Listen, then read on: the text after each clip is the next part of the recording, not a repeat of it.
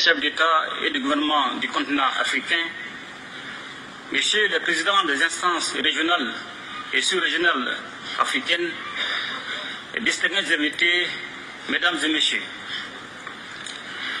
je voudrais tout d'abord saluer et remercier Son Excellence M. Vladimir Poutine, président de la Fédération de Russie, et l'ensemble du gouvernement de la Fédération de Russie et au comité d'organisation pour l'invitation qui m'a été adressée et pour l'accueil combien chaleureux qui a été réservé à ma délégation à l'occasion de ce deuxième grand rendez-vous Russie-Afrique à Saint-Pétersbourg, ville-pont chargée d'histoire. Excellences, Monsieur le Président, distingués invités, la tenue du sommet de Saint-Pétersbourg, moins de 4 ans après celui de Sochi en 2019, témoigne une fois de plus de la qualité des partenariats stratégiques entre la Russie et l'Afrique. Un partenariat fondé sur une amitié de longue date, la sincérité, le respect mutuel, toutes choses qui impriment un caractère spécial à nos relations. Le Mali n'accepte pas de continuité géographique, encore moins de langue en commun avec la Russie. Cependant, nos deux pays entretiennent de solides relations d'amitié et de coopération depuis 1960, date de l'accession de notre pays à l'indépendance. En dépit des bouleversements intervenus, nos relations se sont densifiées et diversifiées avec des succès et des réalisations dans les domaines stratégiques comme les infrastructures, l'agriculture, la santé, l'enseignement supérieur et la recherche scientifique, la géologie et les mines, ainsi que la défense et la sécurité. Malgré la situation géopolitique et la conjoncture mondiale, il est évident, et cela est bien un constat, que le peuple malien est fortement mobilisé aux côtés des autorités de la transition, dont l'objectif est de construire et de consolider dans la durée un partenariat stratégique gagnant-gagnant entre le Mali et la Fédération de Russie pour le bonheur de nos deux peuples. Un tel partenariat est d'autant plus indispensable que la Russie a su prouver dans les moments difficiles son statut de partenaire traditionnel du Mali, tant par sa fiabilité que par son dynamisme dans l'accompagnement de notre pays pour relever les défis cruciaux du moment, tout en respectant notre souveraineté.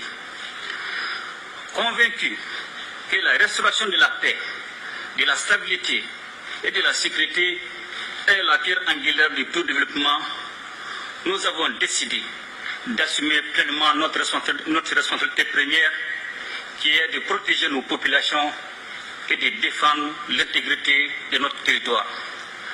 Ce choix stratégique intervient après une décennie de présence des forces internationales sans résultat tangible et dont le schéma consistait à entretenir la menace sur notre territoire et nous maintenir dans la dépendance.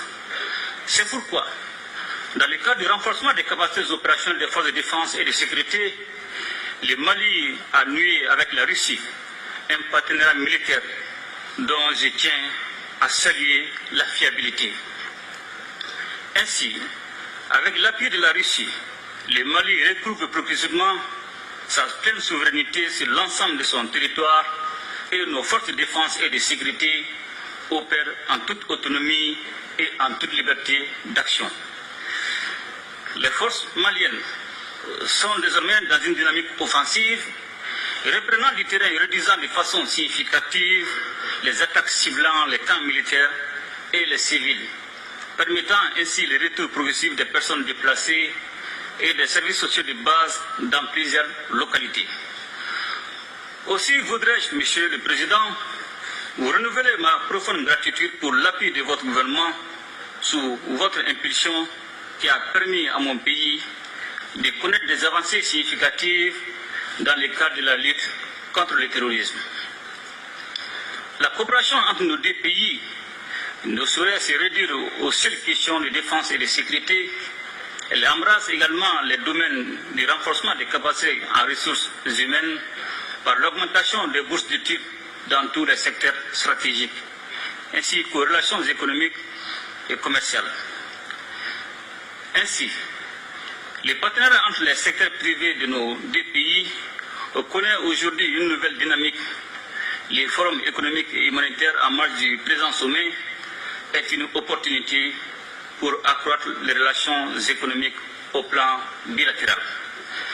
Monsieur le Président, Mesdames et Messieurs, profondément enracinés dans nos traditions sociales communes à de nombreux pays africains, les Maliens sont fiers de cette appartenance au continent africain, riche de sa diversité et baigné de traditions séculaires, d'égalité, d'équité, du respect de chaque société et des droits humains fondamentaux. Ce sont des valeurs, des principes et des expériences historiques de justice que nous partageons avec la Russie et qui font que notre partenariat est si spécial. Aujourd'hui plus que jamais, les destins des peuples africains et russes sont liés. Cette interdépendance exige une réponse collective et appropriée aux défis auxquels nous devons ensemble faire face. Sans cette cohésion, l'affirmation de la souveraineté pleine et entière de nos États, la lutte contre le terrorisme et la pauvreté, de même que la promotion des droits et des libertés, ne peuvent être conduites efficacement. Comme vous le savez, la région du Sahel en général et le Mali en particulier est depuis quelques années en proie à une crise multidimensionnelle résultante de l'intervention de l'OTAN en Libye.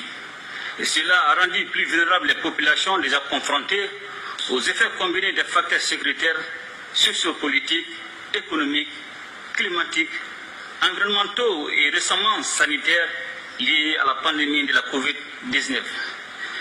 Je voudrais également saisir cette occasion pour remercier tous nos amis et partenaires qui continuent d'exprimer leur solidarité et leur soutien au pays du Sahel en vue de renforcer la résilience de nos populations face à l'insécurité alimentaire et nutritionnelle cyclique. Aussi voudrais-je, Monsieur le Président, encourager la reprise des discussions relatives à la conclusion d'un accord international juste et équitable permettant l'exportation des céréales à destination du continent africain. S'agissant du différend qui oppose la Russie à l'Ukraine, le Mali invite les médiations internationales à plus d'ouverture et de pragmatisme en vue de poursuivre et renforcer les efforts pour un règlement pacifique de la crise. Monsieur le Président, Mesdames et Messieurs, membres des Nations Unies, le Mali reste attaché à la coopération internationale, au multilatéralisme et à un ordre international fondé sur des règles justes et équitables. Il est donc primordial que tous les membres des Nations Unies respectent les valeurs et principes fondamentaux du droit international et agissent de manière à protéger et faire respecter la Charte des Nations Unies. C'est la raison pour laquelle le Mali soutient l'initiative de la Russie, appelant à un nouveau consensus pour défendre les buts et principes de la Charte. La multiplication des crises et des conflits en dépit de l'implication de la communauté internationale plaide en faveur d'une nouvelle architecture de la sécurité internationale qui passera forcément par une réforme du Conseil de sécurité de l'ONU. Notre organisation commune doit s'adapter au monde multipolaire afin de conserver toute sa crédibilité. L'instrumentalisation et la politisation de la question des droits de l'homme doivent cesser, de même que le système deux poids, deux mesures. La question de l'élargissement du Conseil de sécurité est aujourd'hui un point majeur à l'ordre du jour de la réforme du système des Nations Unies. Elle est nécessaire et justifiée avec la proposition de l'Union africaine qui réclame seulement 2 sièges permanents pour l'Afrique. Le sommet de Saint-Pétersbourg nous donne l'opportunité de tracer ensemble les contours d'un espace commun de prospérité, de stabilité et de sécurité. Il reste entendu que ce cadre rénové sera élaboré sur la base des principes de respect mutuel, de relations d'égal à égal et des intérêts partagés au bénéfice de nos populations. Monsieur le Président, Mesdames et Messieurs, la situation économique mondiale